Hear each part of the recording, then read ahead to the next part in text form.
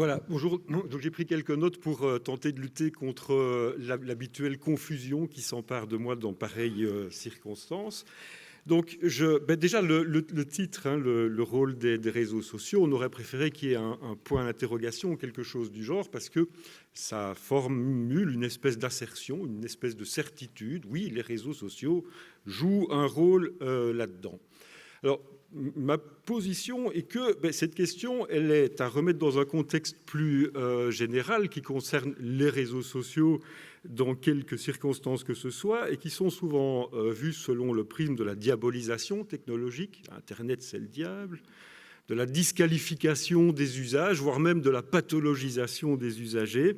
Et tout ça débouche souvent sur une espèce de panique morale qui sature toute réflexion sur les véritables usages des réseaux sociaux. Alors, j'ai prévu 5 thèmes, 5 questions, donc ça fait à peu près 3 minutes par thématique. Première question, c'est la question des big data et des algorithmes.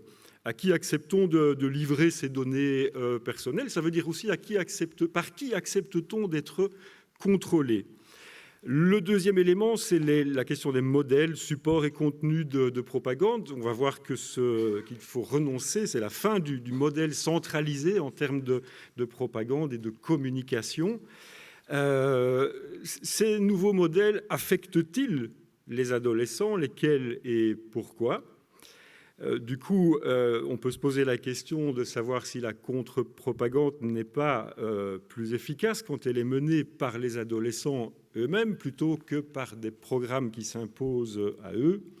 Et puis enfin, on va terminer par la question qui concerne le véritable rôle des réseaux sociaux dans le processus de radicalisation, ce qui n'est pas finalement surévalué ou exagéré. Donc je reviens un petit peu aussi sur ce mot radicalisation avec un suffixe aussi qui s'y ajoute, déradicalisation. C'est un terme sur lequel il faut peut-être aussi revenir dans la mesure où est radical, selon le littré, celui qui souhaite changer les structures du monde ou de l'organisation dans laquelle il se trouve. Ça veut dire qu'un groupe d'étudiants qui souhaitent changer les horaires de classe sont en danger de radicalisation. Bon. Alors, on préférera sans doute parler d'engagement ou de désengagement. Donc, la première question, c'est les big data et les algorithmes. À qui accepte-t-on de confier ces données? Et par conséquent, par qui vont-elles être contrôlées? Il y a une grosse tension idéologique entre privé et État. Nombreux sont ceux aujourd'hui qui brandissent le spectre du Big Brother ou de l'État totalitaire pour préférer confier le contrôle de leurs données et la sécurité à des firmes privées, ce qu'on appelle le big data. Alors, je ne résiste pas au plaisir de vous lire ce que Facebook dit à propos des contenus violents et explicites. Et Facebook fonctionne à la fois par le fonctionnement, principalement par la dénonciation de contenus. Donc on dit ceci chez Facebook. Facebook est depuis longtemps un lieu où les gens partagent leurs expériences et sensibilisent l'opinion sur des sujets importants. Parfois, ces expériences et ces sujets impliquent de la violence et des images explicites d'intérêt public, montrant par exemple des cas de non-respect des droits de l'homme ou des actes de terrorisme.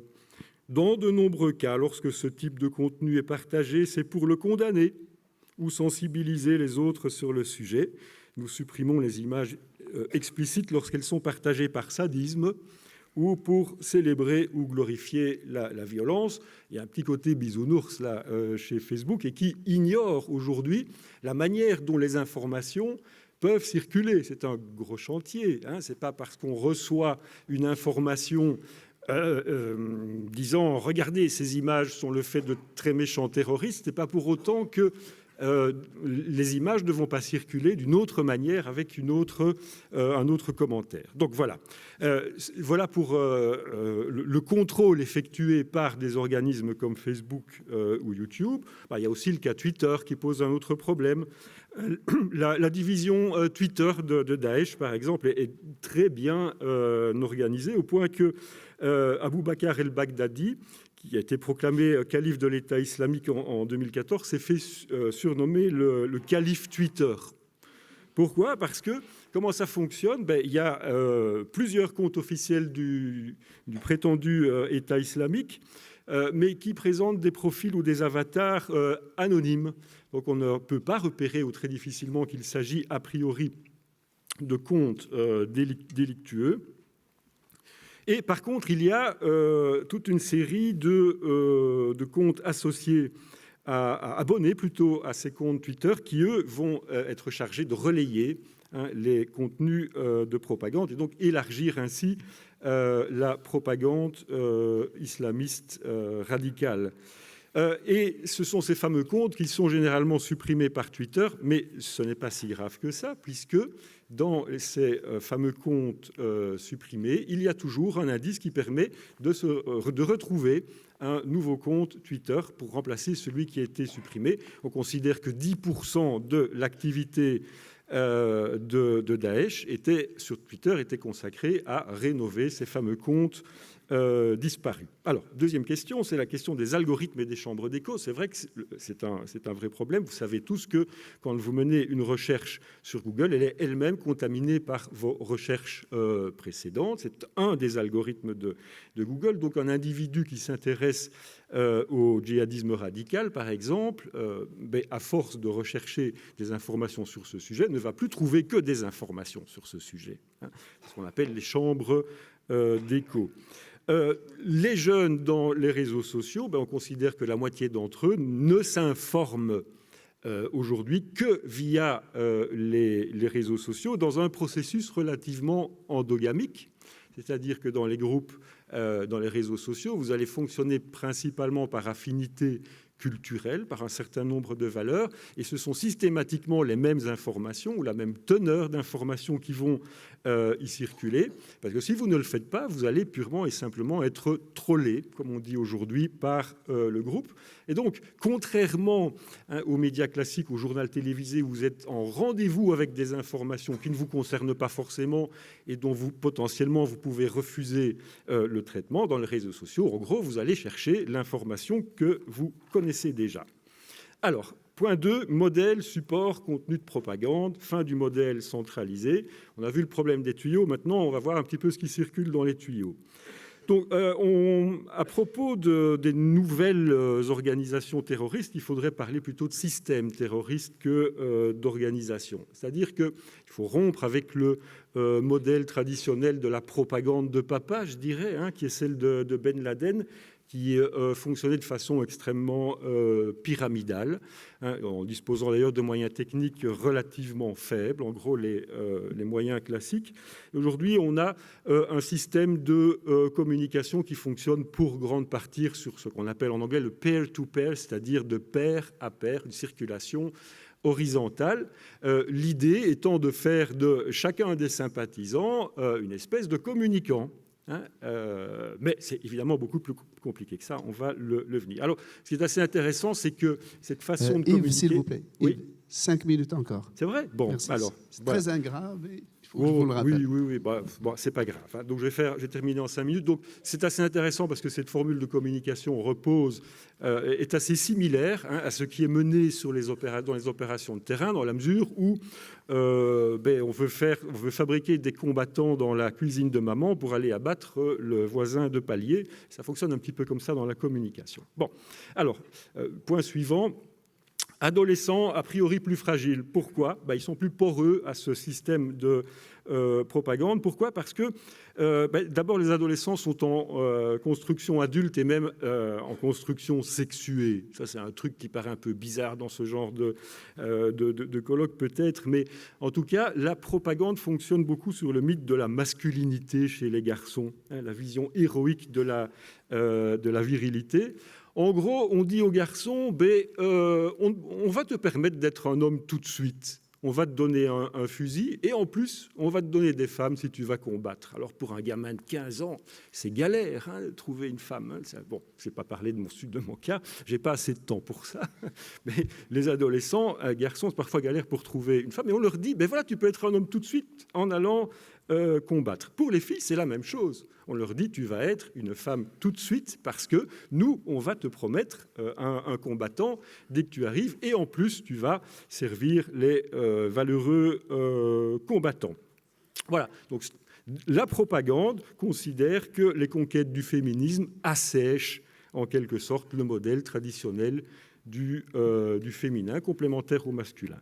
Alors, je ne vais pas dévoiler toutes les raisons pour lesquelles les adolescents sont potentiellement plus poreux que les autres, mais encore 2 points. D'abord, la question de la contre-mobilisation par les jeunes eux-mêmes. Les mêmes raisons qui font que les jeunes sont plus sensibles aux discours propagandistes vont les rendre sensibles aux discours contre-propagandistes. Quelques éléments. D'abord, l'information propagandiste ne produit que rarement les effets escomptés, surtout s'il n'y a pas d'affinité idéologique. La circulation de l'information va permettre de détourner facilement le contenu et la forme du message. Et il y a plusieurs exemples de ça. On parle beaucoup du succès des clips de propagande terroriste. En même temps, le clip « Marseille répond à Daesh » a fait 800 000 vues. Il y a des circulations de parodies rap de Daesh, il y a des ridiculisations des soldats de Daesh, et il y a le fameux programme Canard de bain où on transforme les combattants de Daesh en petits canards de bain. Donc l'idée, c'est, avec les adolescents, avec les jeunes, de leur fournir les capacités d'établir des contre-récits. Je prends encore 3 minutes pour peut-être un petit peu le... Je ne suis pas encore arrivé à mes 20 minutes, je pense. Bon. La question de l'effet réel des techniques de propagande. Donc, l'État islamique occupe 10% de la couverture journalistique mondiale en 2015. C'est beaucoup trop, sans doute l'a-t-on dit. Et il y a beaucoup de discours anxiogènes à propos des réseaux sociaux, notamment la commission d'enquête des attentats de Charlie Hebdo a parlé de prosélytisme en ligne comme étant le centre de la stratégie de recrutement des réseaux terroristes, en évoquant que l'écrasante majorité des individus radicalisés l'ont été par Internet, propos d'ailleurs repris plusieurs fois par le ministre Cazeneuve à l'époque. Mais l'environnement numérique, l'environnement médiatique est souvent vu, sans doute à tort, comme un incubateur de terrorisme. Pourquoi ? D'abord parce que les corrélations sont établies un peu rapidement entre volume de contenu djihadiste et vagues d'attentats. On se dit, il y a beaucoup de messages, il y a beaucoup d'attentats, il y a forcément un lien. L'arsenal législatif prend ça en compte. Quand vous faites l'apologie de crimes terroristes dans la rue, vous prenez pour 5 ans. Si vous le faites sur Internet, vous prenez pour 7 ans. Bref, la radicalisation, le cyberterrorisme est devenu un buzzword, un mot buzz.